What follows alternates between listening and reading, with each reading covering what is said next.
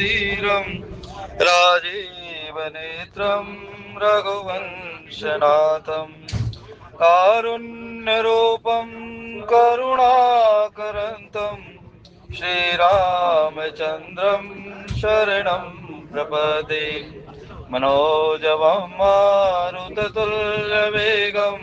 जितेन्द्रियं बुद्धिमतां वरिष्ठं वातात्मजं वानरयोत्तमुख्यं श्रीरामदूतं शरणं प्रपदे श्रीरामदूतं श्री राम जय जय राम श्री राम जय जय राम श्री राम जय जय राम श्री राम जय जय राम श्री राम जय जय राम श्री राम जय जय राम श्री राम जय जय राम श्री राम जय राम जय जय हनुमान गोसाई जय हनुमान गोसाई कृपा करो गुरुदेव की नाई कृपा करो गुरुदेव की नाई जनक सुता जग जननी जानकी जनक सुता जग जननी जानकी अतिशय प्रिय करुणा निधान की अतिशय प्रिय करुणा निधान की ताके जुग पद कमल मनावो ताके जुग पद कमल मनावो ताके जुग पद कमल मनावो ताके जुग पद कमल मनावो जासु कृपा निर्मल मति पावो जासु कृपा निर्मल मति पावो श्री राम जय जय राम श्री राम जय जय राम श्री राम जय जय राम श्री राम जय जय राम बंदो गुरुपद पद्म परागा बंदो गुरुपद पद्म परागा सुरुचि सुभाष सरस अनुरागा अमीय मोरी में चूरण चारू अमीय मोरी में चूरण चारू समन सकल भव रुज परिवारू श्री गुरुपद नख मणि गण ज्योति ज्योति सुमिरत दिव्य दृष्टि होती दलन मोह तम सोस प्रकाशो तम सोस प्रकाशो बड़े भाग और आवै जासो बड़े भाग और आवै जासो उगरहि विमल विलोचन हिय के उगरहि विमल विलोचन हिय के मिटई दोष दुख भव रजनी के सूझहि राम चरित मणि मानिक निक गुप्त प्रगट जय जो जय खानिक खानिक श्री राम जय जय राम श्री राम जय जय राम श्री राम जय जय राम श्री गुरु चरण सरोज रज निज मन मुकुर सुधार वर्णौ रघुवर विमल यश जोदायक फल चार सियावर राम जय राम मेरे बुद्धिहीन तनु जानिके सुमिरौ पवन कुमार बल बुद्धि विद्या देहु मोहि हरहु कलेश विकार मोह समदीन दीन हित तुम समान रघुवीर अस विचार रघुवंश मणि हरहु विषंभव वीर सियावर राम जय राम अमित गुण सागर ताहि पावै कोई संतन सन जस किछु सुनऊ तुम ही सुनावऊ सोई सियावर राम जय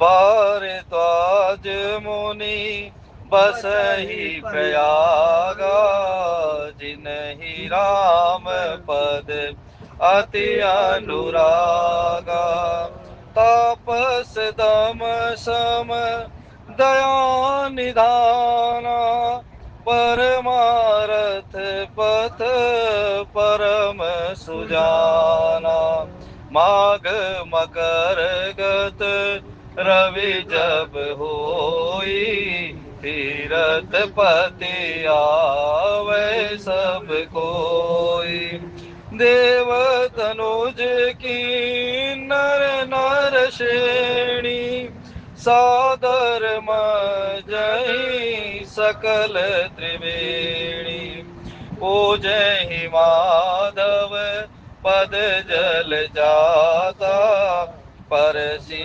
अखवट हर्षहि गाता मंगल भवन अमंगल हारी द्रवहु सुदशरथ अजर बिहारी। सर्वप्रथम आप सभी के हृदय में स्थित परम ज्योति स्वरूप परमात्मा श्री राम भक्ति स्वरूपा माता जानकी को मेरा प्रणाम। जय सिया राम। जय सिया राम। द्वितीय आप सभी को इस पावन मकर संक्रांति और भगवान सूर्य नारायण के उत्तरायण होने की अनेकों अनेकों हार्दिक शुभकामनाएं। जिस प्रकार से सूर्य नारायण आज उत्तरायण की ओर प्रस्थान कर गए, इसी प्रकार से सभी के जीवन में भक्ति, प्रेम, संतोष, इन सभी की उन्मुखता और इन सभी का उत्तरोत्तर वृद्धि का कार्य जो संपन्न है वो होता रहे, ऐसी मंगल शुभाकांक्षाओं के साथ बोले जय सिया राम। जय सिया राम।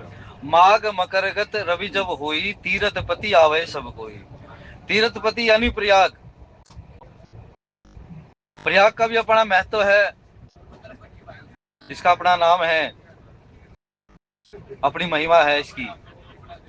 लेकिन माघ मकरगत, माघ का महीना, इस समय मघा नक्षत्र होता है और नक्षत्र के नाम पर ही महीने का नाम होता है। हमारे यहाँ जितने महीनों के नाम है ना, ये नक्षत्रों के ऊपर हैं। जैसे चैत्र है तो चित्रा नक्षत्र है, बैसाख है तो विशाखा नक्षत्र है, मार्गशीर्ष है तो मृगशीर्ष नक्षत्र है, मघा नक्षत्र है तो माघ है, ज्येष्ठा नक्षत्र है तो ज्येष्ठ है। ऐसे श्रावण, आषाढ़, पूर्वाषाढ़ा, उत्तराषाढ़ा और श्रवण नक्षत्र, इन सभी पर इनके नाम है। हमारे यहाँ नक्षत्रों की पूजा होती है, नक्षत्रों का चलन है। हमारी जो विद्याएं हैं ना वो नक्षत्रों पर आधारित हैं। ज्योतिष विद्या भी नक्षत्रों पर आधारित है। इसलिए हम किसी तारीख को नहीं, हम नक्षत्रों के चरण को हम उसकी पालना करते हैं, हम उसका अनुसरण करते हैं।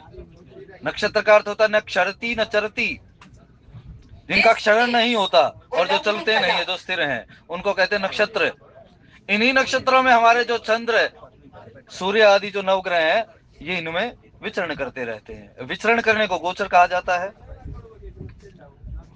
गोचर दो होते हैं, जहां एक तो गौएं चरती हैं उसको गोचर्म कहा जाता है, और एक गोचर जहां नक्षत्रों में जो हमारे सूर्य, चंद्र, बृहस्पति आदि ग्रह हैं ये चरण करते हैं। और इस समय जो ये अब महाकुंभ आया है ना, जो इसमें 3 ग्रह विशेष रूप से सूर्य, चंद्र और बृहस्पति, ये तीनों ही एक राशि में चरण करते हैं, मकर राशि में। धनु राशि से मकर राशि में संक्रमण होना सूर्य नारायण का, इसको संक्रांति कहा जाता है। एक नक्षत्र से दूसरे नक्षत्र में किसी सूर्य नारायण का चले जाना, इसको संक्रांति कहा जाता है। 7 प्रकार की संक्रांतियां होती हैं, लेकिन इसमें क्या, ये महाकुंभ इसलिए विशेष है क्योंकि सूर्य और चंद्र तो बहुधा एक राशि में दिख जाते हैं, लेकिन बृहस्पति उनके साथ नहीं मिल पाता। इसलिए बृहस्पति महाराज जो है ना, वो उनका भी चरण जो है आज मकर राशि में हो गया है। इसीलिए इन तीनों की, राजा, रानी और गुरु, इन तीनों का एक ही स्थान पर मिलन हो रहा है, इसलिए इसको महाकुंभ कहा जाता है। श्री राम जय राम जय जय राम। तो माघ मकर गत रवि जब हुई, विशेष रूप से 9 प्रकार के काल की गणना होती है। जो हम काल की गणना करते हैं ना, 9 प्रकार से काल की इकाइयां हैं हमारे यहाँ। हम विशेष रूप से 2 का पालन करते हैं, लेकिन अन्य अन्य क्षेत्रों में जो है हमारा नव वर्ष जैसे चैत्र को हम प्रारंभ करते हैं, किसी किसी का दिवाली से प्रारंभ होता है। हमारे ही भारत में किसी का चैत्र से प्रारंभ है, किसी का माघ से प्रारंभ है, कोई दिवाली से प्रारंभ करता है, कोई आसोद से प्रारंभ करता है। ये मान्यताएं हैं। ये जो 9 प्रकार के जो मान हैं, ये जो 9 प्रकार के मान हमारे यहाँ गणना की जाती है, हम विशेष रूप से गणना करते हैं चंद्र मास पर और सौर मास जिसको कहते हैं। जो ये सौर मास होता है, इसी को श्रावण मास कहा जाता है। सावन दिन भी कहते हैं, जैसे एक सूर्योदय से दूसरे सूर्योदय को, इसको सावन दिन कहते हैं। और ऐसे ही एक राशि से दूसरी राशि में सूर्य का जाना संक्रांति और सावन मास कहा जाता है। ये जो अधिक मास हो जाता है, क्षय मास हो जाता है, ये चंद्रमा के कारण होता है। लेकिन माघ मकरगत रवि जब हुई, जब सूर्य नारायण जो है धनु राशि से मकर राशि में जो प्रवेश करते हैं, और मकर राशि उनके पुत्र सूर्य शनि की राशि है। एक पिता अपने पुत्र के घर जाता है इस समय, लेकिन दोनों में शत्रुता का भाव भी है, लेकिन पिता तो कल्याणकारी ही होता है ना, पिता तो कल्याण ही सोचता है। कहते जब सूर्य नारायण मकर राशि में संक्रमण करते हैं, उस समय क्या है, इस तीर्थराज प्रयाग पर जो है अनेकों महात्माओं का, संतों का आगमन होता है। तीर्थपति आवे सब कोई, देव तनुज किन्नर नर श्रेणी। देवता भी आते हैं, मनुष्य भी आते हैं, और किन्नर ये नहीं जो इनको हम यहाँ किन्नर कहते हैं। हमारे यहाँ किन्नर देवता हैं, उपाधि है किन्नर की, जाने वाली इस ट्रेन का देवलोक से संबंधित है ये। लेकिन अब नाम का ही उपयोग कहीं और करते हैं, अब फिर महिमा अपने आप बखान करने लग जाते हैं। वास्तव में उनका अपना वर्णन है। Next station. तब उन्होंने कहा महाराज कि देव तनुज किन्नर नर श्रेणी, सादर मध्य ही सकल त्रिवेणी। ये सारे जितने भी प्रकार के देवता हैं, मनुष्य, सभी प्रकार के जो लोग हैं ना, वो माघ मास में स्नान करने के लिए तीर्थराज प्रयाग पर आते। और माघ मास की महिमा बहुत बड़ी है भाई। यदि कर सको तो इस माघ मास में एक समय का भोजन करो, यदि बन पड़े तो, सामर्थ्य हो तो। पुराणों में इसका बहुत महिमा गाई गई है। इस बात इस माघ मास में कहा जाता, माघ की महिमा क्यों है। माघे निमग्नः सलिले सुशीते, विमुक्त पापास्त्रिदिवम प्रयान्ति। इस माघ मास में पुण्य शलीला, जो शीतल जल को धारण करने वाली नदियां हैं, उनके जल में स्नान करने से पापों से मुक्ति मिल जाती है। इस समय बहुत ठंड नहीं होती। इस संक्रांति के समय में, इस माघ के समय में जो सर्दी है, जो शरद है, वो अपने ढलान पर होती है।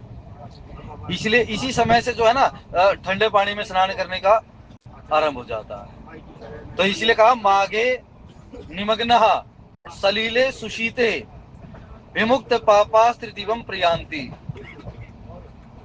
इस समय पुण्य शलीला नदियों के शीतल जल में स्नान करने का बहुत महत्व है।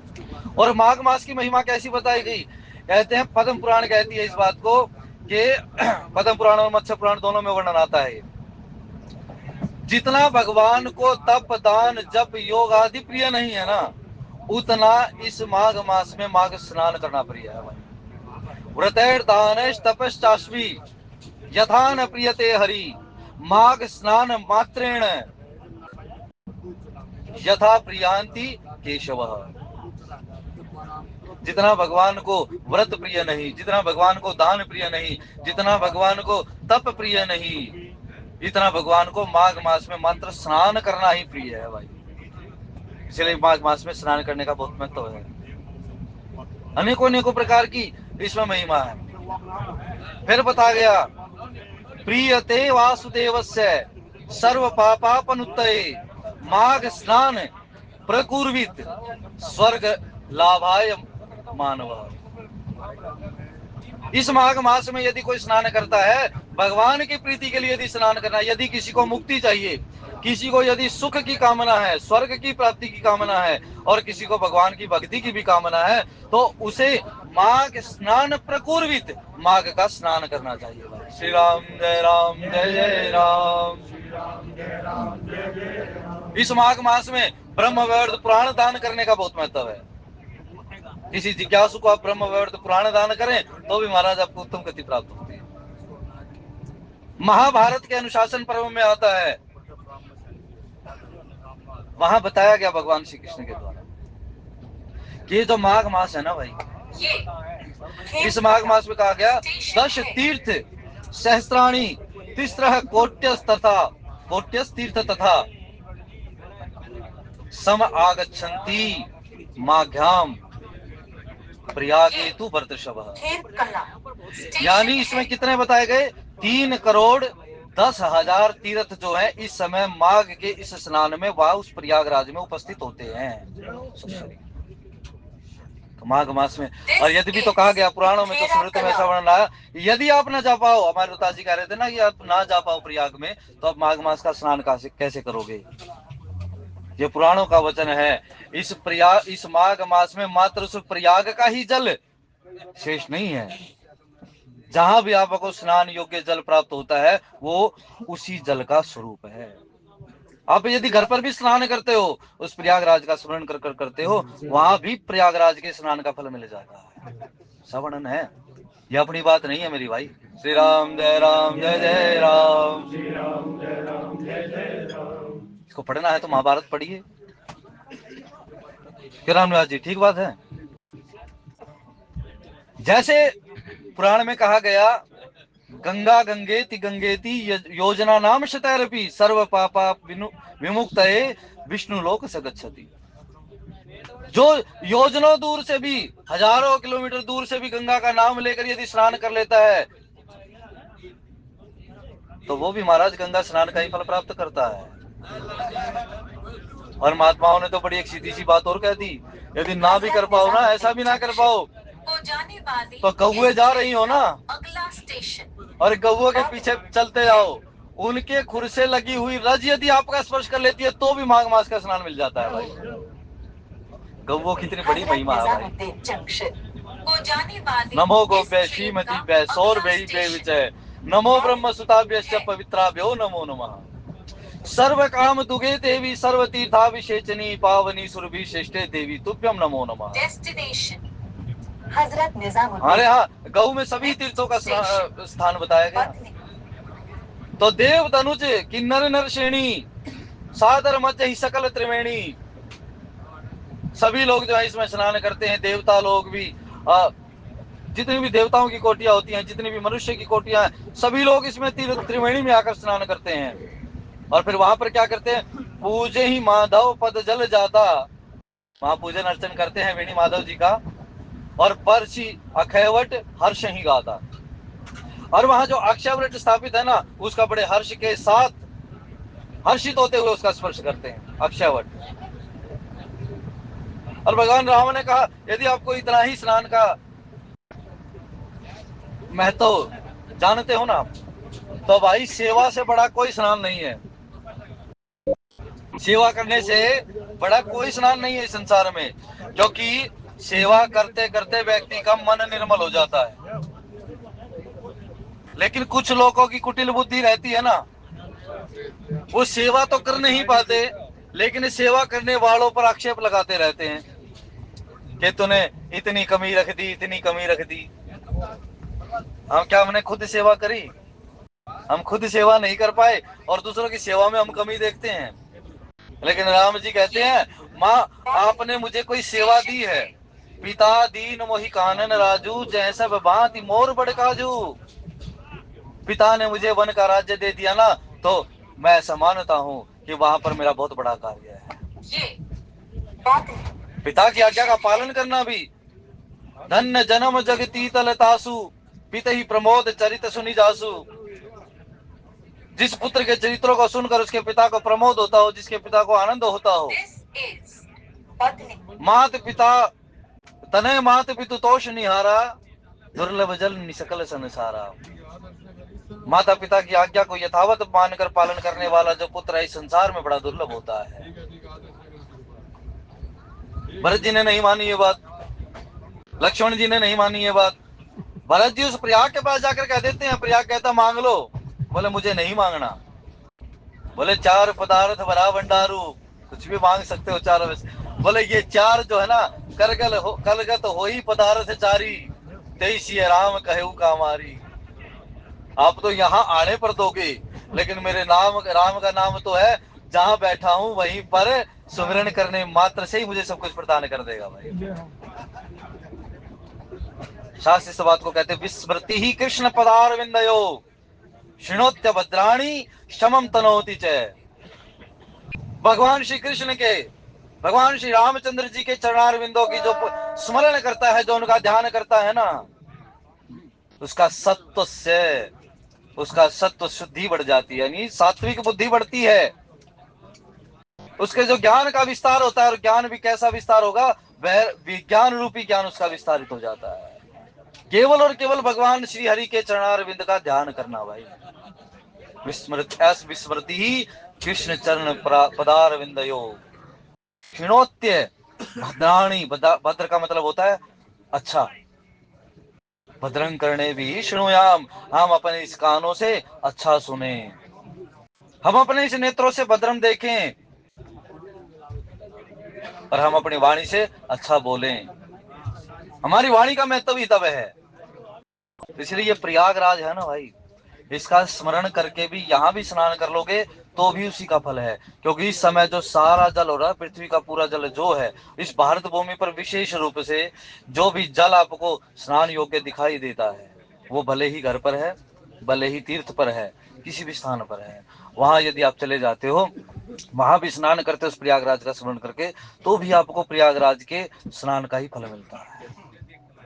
कष्ट लेकर कोई भजन नहीं करना भाई, उस भगवान की कृपा मानकर भजन करना है, कष्ट लेकर भजन नहीं करना। यहाँ जाओ, वहां भीड़ हो जाए, कुछ लोगों को तो बिना स्नान करे ही वापस लौटना पड़ता है वहां से, ऐसी भीड़ है। उससे बढ़िया हम यहीं स्नान करें। और एक बात और इसमें बताया गया, इस माघ मास में तिल दान का बहुत महत्व है। तिल का दान किया जाता है, किसी को भी कीजिए आप, आवश्यकता वाले को कीजिए, मंदिरों में कीजिए, कहीं भी कीजिए, लेकिन तिल का दान बहुत श्रेष्ठ बताया गया। इसमें जो द्वादशी आएगी, इस द्वादशी में रात्रि जागरण के पश्चात इसका बहुत महत्व बताया गया। इस माघ मास में एक महीना जो ये पूरा रहेगा, माघ मास का महीना जो रहेगा, इसमें एक समय भोजन करना बहुत श्रेष्ठ है। एक भुक्त भोजन कहते हैं उसको। अनेकों इसकी तो बहुत ज्यादा महिमा है भाई। माघ मासम प्रयागे तू, हजरत निजामुद्दीन जंक्शन को जाने वाली इस ट्रेन का निरतः समावृता। आदर्श नगर दिल्ली। और फिर उन्होंने कहा स्नानात् तु भरत श्रेष्ठ निर्मलः स्वर्गम आपनुयात्। इस माघ मास में भगवान का स्मरण करते हुए जो स्नान करेगा ना, उसको स्वर्ग की प्राप्ति होगी। यानी ये माघ मास प्रत्येक वो चीज देने वाला है जो आप भगवान के निमित्त प्राप्त करना चाहते हो। श्री राम जय राम जय जय राम, श्री राम जय राम जय जय श्री राम जय राम जय जय राम, श्री राम जय राम जय जय राम। 40-41। तो उनका सुत स्नेहित वचन उत संकट परे नरेश, सकहु तयायस धरहु सिर मीटौ कठिन कलेश। यहाँ तो पुत्र का संकोच है भाई दशरथ जी महाराज को, और वहां अपने कुल की मर्यादा रह जाए उसका संकोच है कि भाई मैं पुत्र के प्रति भी मैं बड़ा, कहते हैं ना, संकोची, और मेरा यानी मेरा भागवत धर्म भी निभ जाए और मेरा संसारिक धर्म भी निभ जाए, ऐसा संकोच हो रहा है दशरथ जी महाराज। क्या दोनों निभ सकते हैं? दशरथ जी महाराज को बड़ा संकट पड़े उनरेश, दशरथ जी महाराज को यह बड़ा धर्म संकट पड़ गया। राम तो कहते हैं सकहु त आयस धरहु सिर, सकहु यदि तुमसे हो सके तो आयस धरहु सिर। तो ये आज्ञा है इसको सिर पर। दोनों बातें कहती है कि एक तो यदि तुम्हारे अंदर सामर्थ्य हो, यदि तुम कर सको तो इस आज्ञा को सिर पर धारण करो। यानी एक बात तो कहती, तुम्हारे अंदर ये भी दिखा दिया कि भाई तुम्हारे अंदर हो सकता है ना भी बल हो, ना कर पाओ, लेकिन फिर उसके बाद कहते थे इसमें आज्ञा है, यदि तुम इस पर कोई विचार करो ना तो ये बात छोड़ देना कि मैं नहीं करूंगा, क्योंकि इसके साथ आज्ञा है। आज्ञा को सिर पर धरो। और भाई आज्ञा के बारे में विचार नहीं किया जाता। किसी को जब आज्ञा हो जाती है ना तो वो ये विचार नहीं करता मैं करूं ना करूं, उसे करना ही पड़ता है। तो ये भी राम पर भी छोड़ देती है और फिर बंधन भी डाल देती है कि आज्ञा है तो हमें माननी पड़ेगी। तो राम जी क्या कह देंगे, तेही मैं पितु आयस बहुरी सम्मत जननी। तो मेरे पिता की आज्ञा और तुम्हारी सम्मति भी है। यानी राम उलझते नहीं है। राम कहते तुम मुझे उलझाना चाहते हो ना, लेकिन मैं कहता हूं इसमें तुम्हारी सम्मति, पुनि सम्मत जननी तोर, मुझे कैसे उलझा सकते हो। इसीलिए भाई जो राम के मार्ग पर चलते हैं ना उन्हें सुलझा हुआ होना चाहिए, उलझा हुआ नहीं। अपने जीवन को उलझाओ मत, अपने जीवन को सुलझाओ, क्योंकि राम सुलझाते हैं। श्री राम जय राम जय जय राम। कई बार बुद्धि ऐसी हो जाती है हमारी, हम निर्णय नहीं ले पाते किसी बात का। तो उस समय राम क्या कहते, गोस्वामी जी कहते राम ने बड़ा चिंतन किया, धैर्य धारण किया। राम ने बड़ा धैर्य धारण कर कर विवेक का प्रयोग किया। फिर एक बात कही, निधरक बैठ कहीं कटुवाणी, सुनत कठिनता आती अकुलानी। निधरक निश्चिंत होकर बैठ गई, यानी मान लो इतनी अकड़ कर बैठ गई कि भाई कोई कुछ नहीं समझा सकता, और इतनी ऐसे बैठ जाती है क्रोध में भरी हुई। सुनत कठिनता आती अकुलानी। श्री राम जय राम जय जय राम। श्री राम जय राम जय जय राम। तो उन्होंने कहा इतनी कठोरता धारण कर कर बैठ गई। अभी यही बात थी ना कि सुलझ कर बैठो, उलझ कर नहीं बैठो। लेकिन माता कैकेयी जो है ना इतनी कठिन होकर बैठ गई कि राम भी सोचते हैं इस हट का कोई उपयोग नहीं, कोई प्रयोग नहीं होगा भाई, इस हट को तो हटा ही रहने दो। हम अपने मार्ग पर चलते जा रहे हैं ना, तो किसी का हट मत मानो आप। कोई अड़ कर बैठ जाए तो अड़ जा भाई। कहते हैं ना कि भाई चलना तो रास्ते का है, चाहे फेर क्यों ना हो। कोई रास्ते में ठूंठ खड़ा हो जाए ना, मत काटो उसे, खड़ा रहने दो, क्योंकि इसमें फल तो आना ही नहीं है। हो सकता है उस ठूठ की बजाय आपको आप रास्ता थोड़ा सा बदल कर चलो तो वहां पर आपकी क्षुधा, पिपाशा, तृष्णा सब कुछ मिट जाएगा। इसलिए तो अड़कर बैठ जाए उसे अड़ने दो, कोई बात नहीं, तो बैठो भाई। यह अध्यात्म की बात है, संसारिक मार्ग। आदर्श जीव कमान वचन सर नाना, उसकी जो जीव है वो धनुष का काम करती है इस समय। उसके जो वचन हैं आज वो तीर हैं, और इसका लक्ष्य कौन है, दशरथ जी महाराज है। शब्द संभाले बोलिए, शब्द के हाथ न पाओ। हमें बोलना चाहिए तो बड़ा सोच समझ कर बोलना चाहिए। हमारे बोलने से किस पर क्या प्रभाव पड़ेगा इसका बड़ा विचार करना चाहिए। और मात्र उसी पर प्रभाव नहीं पड़ता भाई। हम किसी को बुरा कहते हैं, हम किसी को अच्छा कहते हैं ना, तो उतरने के बाद हमारी भी अच्छाई और बुराई जरूर होती है। मात्र किसी को कुछ कह देने से हम किसी का बदलाव नहीं कर सकते। उस बदलाव का अवश्य प्रभाव हमारे ऊपर पड़ेगा ही पड़ेगा। हम दिन रात बुराई करते रहेंगे ना तो हमारे साथ बैठने वाले लोग क्या कहेंगे, 24 घंटे भाई ये तो बुराई करता रहता है, दूसरों में कमी निकालता रहता है। क्या होगा, कुछ दिन बैठ लेंगे, लेकिन आखिर में उन्हें एक दिन आपका साथ छोड़ना ही पड़ेगा। फिर आप किसको बताएंगे। तो किसी की बुराई भी इतनी ही करो भाई कि उसमें सुधार की संभावना हो सके, और किसी की अच्छाई भी इतनी करो कि उसका पथ ना डिगायमान हो जाए। दोनों बड़ा सोच समझ कर करना चाहिए, कुछ विचार कर कर हमें चलना चाहिए। राम जी ने बड़ा विचार किया और फिर एक बात कह दी, जनु कठोरपन धरे शरीरू। इस प्रकार से दिखाई देती है जैसे कोई कठोरता है ना संसार में, जितनी वो कठोरता ही आज शरीर धारण कर कर उपस्थित हो गई हो। संसार में जितनी भी कुटिलता है, जितनी भी निष्ठुरता है, आज वो कैकेयी के रूप में दृश्यमान हो रही है। सीखई धनुष विद्या वर वीरू, मानो आज वो कठोरता है ना, आज वो धनुष विद्या सीख रही है। लेकिन इसलिए तो कहते हैं भाई, कुछ लोग परमात्मा को दोष देते हैं कि वो तो हमारे साथ खेलता ही रहता है। शतरंज बना जग को क्या खेल रचाया है। विनोद अग्रवाल जी भजन गाते थे ना, शतरंज बना जग को क्या खेल बनाया, ये खेल तेरे नारे बस तू ही समझ, मोहरों की तरह हमको क्या खूब नचाया। ये परिस्थितियां हैं जो व्यक्तियों को मोहरा बना देती हैं, लेकिन शतरंज में भी कुछ नियम होते हैं कि कौन सा मोहरा बच जाता है, किसको कहां से बचना। इसलिए अपने जीवन को इस प्रकार से बचाते चलो कि हम मात न खा जाएं मार्ग पर ही। फिर उन्होंने कहा, महाराज सब प्रसंग रघुपति सुनाई, सारा प्रसंग रघुनाथ जी को सुना दिया। कैसे क्या हुआ, वरदान मांगे, वरदान के पश्चात संकोच उत्पन्न हो गया और निढाल होकर पड़ गए, इस प्रकार से जैसे अकर्मण्यता की स्थिति प्राप्त कर ली हो। किम कर्तव्य विमूढ़ हो गए और बैठी मनहु तनी तन धनी निठुराई, निठुरता रूप धारण कर कर बैठ गई। मन मुस्काई भानुकुल भानु।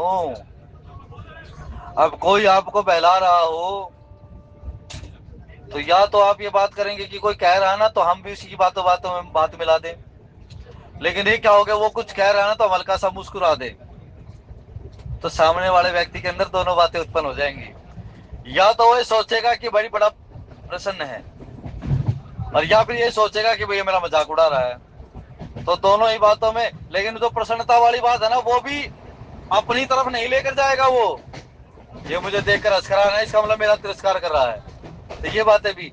इसीलिए बहलाने वाले लोगों से दूर रहिए।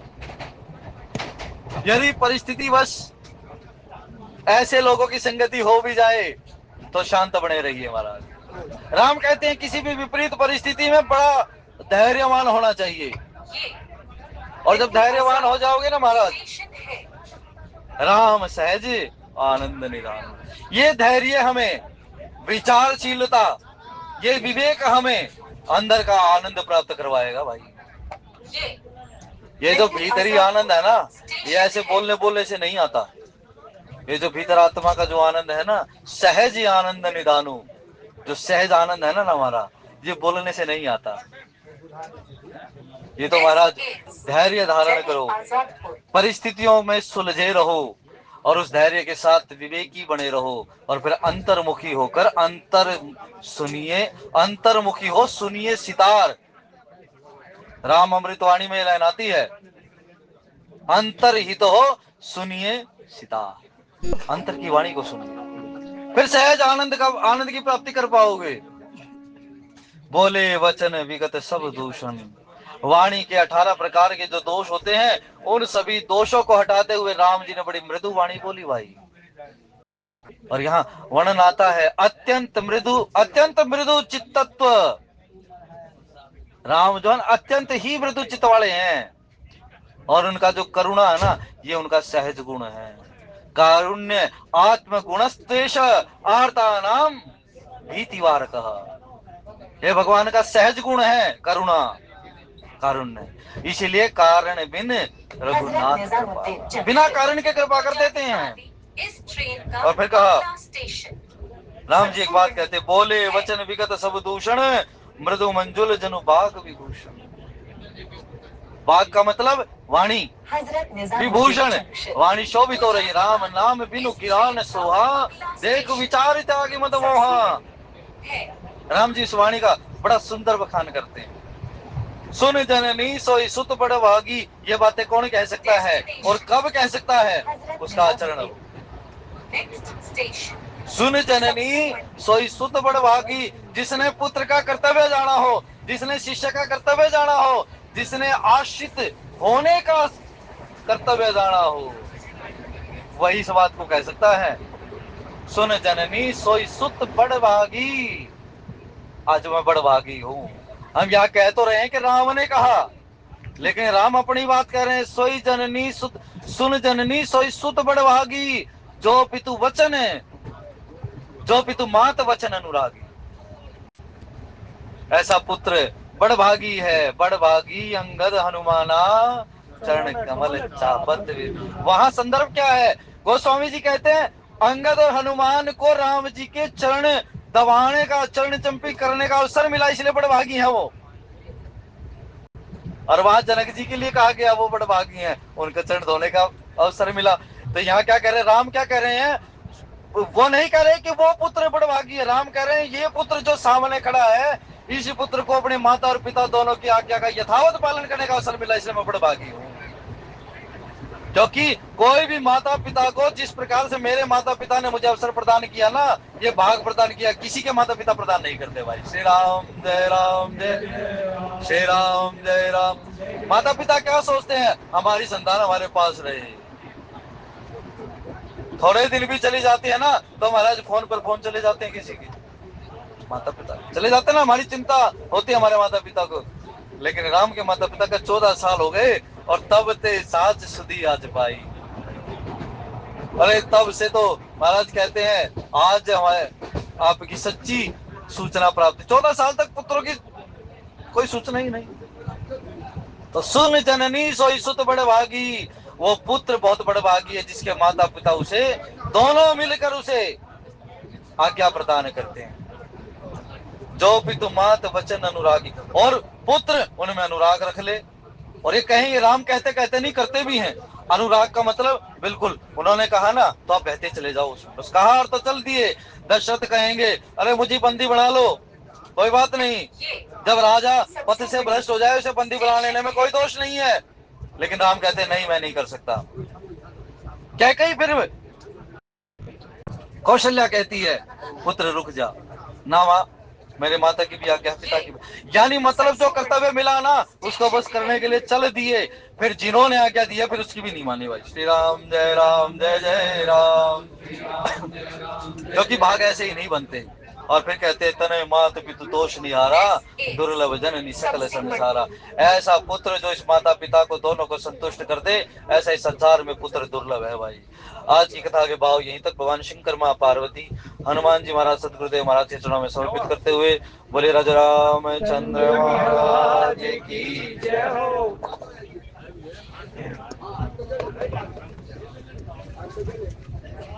धन्यवाद, बहुत सुंदर भाव। अब आरती होगी सब। बोले रामचंद्र भगवान की जय, बोल पवन सुत हनुमान जी की जय। आरती श्री रामायण जी की, कीरत कलित ललित सियति की, गावत ब्रह्मादिक मुनि रद वाल्मीकि, ज्ञान विशारद सुख सनकादिशेष अनुसारद, वरण पवन सुत की रश्मि की। आरती श्री राम